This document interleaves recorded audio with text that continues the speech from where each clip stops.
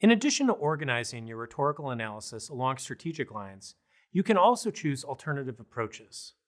There are two main alternatives: context or audience-focused. You might choose these alternatives if, in your judgment, one of these rhetorical elements is the most important aspect of the particular rhetorical situation. Or you might simply like organizing your analysis along these lines instead of organizing it around strategies. Let's look at an example. In this example, we can see a context-oriented approach. Like the purpose-oriented approach, here we see an introduction with a thesis statement containing the primary insight of the rhetorical analysis. We also see a conclusion, and preceding that, a section that makes an overall evaluation of the purpose's achievement in the text. The other content sections are quite different though.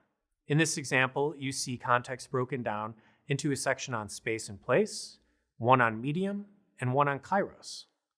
Since this approach focuses on context, each main section would need to somehow address audience and strategies. So in the first section, you can see how context considerations lead to how the audience is constructed. This, in turn, leads to a discussion of how the context is used strategically with the audience, i.e., this is how strategies are approached.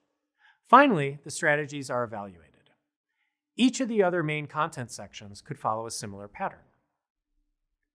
Just as a rhetorical analysis could be context or purpose-oriented, so too could it be audience-oriented.